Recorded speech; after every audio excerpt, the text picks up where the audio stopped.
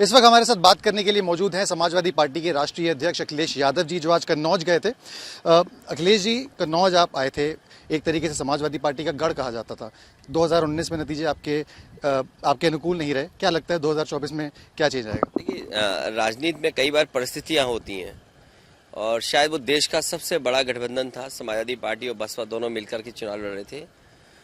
जो परिस्थितियां थी राजनीतिक, अब तो समय बहुत गुजर गया है और जनता ने जो मन बनाया है, जो मैं देख रहा हूं इधर, भारतीय जनता पार्टी की न केवल कन्नौज बल्कि पूरे प्रदेश में बड़ी हार होने जा रही है।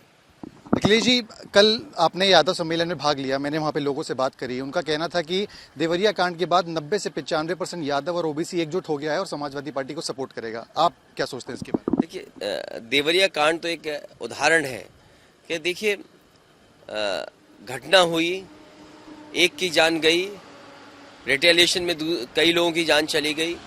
सरकार की नीयत क्या थी? तो सरकार अगर निष्पक्ष कार्रवाई करती, सरकार पहले दिन से अगर न्याय देती, तो शायद न लोग इतने इकट्ठे होते, न सरकार को इतनी बदनामी का सामना करना पड़ता।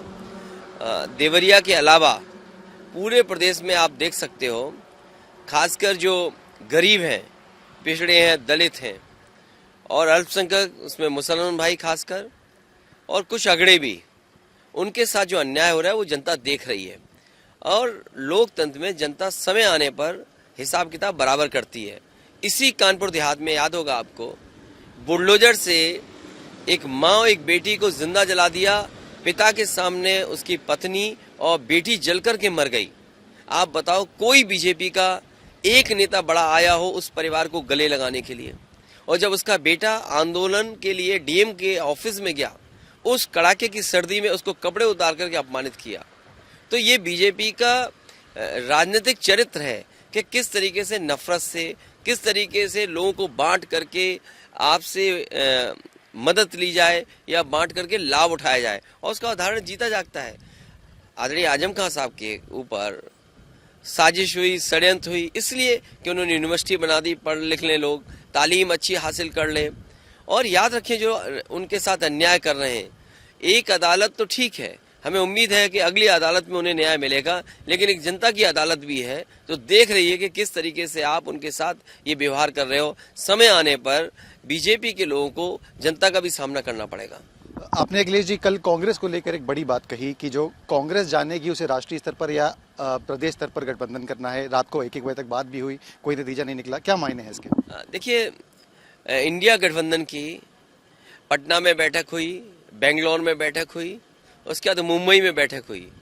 उम्मीद तो यही की जाती है कि जो दल जहां पर है और अगर दल की कोई ताकत और हैसियत है तो उसको साथ लिया जाए। मुझे ये समझ में नहीं आ रहा कि आखिरकार कांग्रेस को दूसरे दलों को साथ लेने में क्या परेशानी है। और मुझे वो दिन याद है जब कांग्रेस को अपनी सरकार बनानी थी, सुबह से लेकर के शाम तक वो हमारे विधायक को ढूंढ रहे थे कि इकलौते विधायक का अगर समर्थन मिल जाएगा तो गवर्नर हमें सरकार बनाने के लिए बुला लेंगे। और वो समाजवादी पार्टी पहली पार्टी थी जिसने पहले चिट्ठी दी और उसका परिणाम यह हुआ कि मध्य प्रदेश में कांग्रेस की सरकार बनी। समय समय पर समाजवादी पार्टी जीती है, कभी 2 विधायक, कभी 1 विधायक, कभी 5 विधायक, और बड़ी संख्या में पार्टी के जो कार्यकर्ता नेता हैं वो चुनाव लड़ते हैं। आज मैं कैसे उनको फेस करूं? क्या मैं इंडिया गठबंधन के सहारे कह दूं कि मध्य प्रदेश में मैं छोड़ रहा हूं सब कुछ? तो आखिरकार ये कार्यकर्ता नेता क्या करेंगे? मैं आज भी कहता हूं, भारतीय जनता पार्टी को हराने के लिए समाजवादी पार्टी काम करेगी, लेकिन जो कार्यकर्ता नेता या जहां पर मजबूत पार्टी है वहां तो उनका सम्मान होना चाहिए। ये कांग्रेस पर निर्भर करता है कि कांग्रेस क्या फैसला लेती है। आखिरी सवाल, आप आजम खान जी की आपकी बात करी, क्या आप मिलने जाएंगे उनसे? नहीं, ना मिलने के अलावा, और मिलेंगे तो जरूर, क्योंकि जो अन्याय उनके साथ हुआ है, ऐसा अन्याय देश में किसी पॉलिटिकल फैमिली के साथ नहीं हुआ। और जिन पॉलिटिकल फैमिली के साथ अन्याय भी हुआ, समय आने पर अगर जनता के बीच में वो गए हैं, उन्हें जनता ने दोबारा सम्मान देकर के वापस भेजा है। बहुत बहुत धन्यवाद हमसे बात करने के लिए। ये थे राष्ट्रीय अध्यक्ष समाजवादी पार्टी के अखिलेश यादव, जिनका कहना है कि जो अन्याय और अत्याचार आजम खान के परिवार के ऊपर हुआ है वैसा कहीं नहीं हुआ। वीडियो जर्नलिस्ट अमित के साथ सिमर चावला, कानपुर आज तक।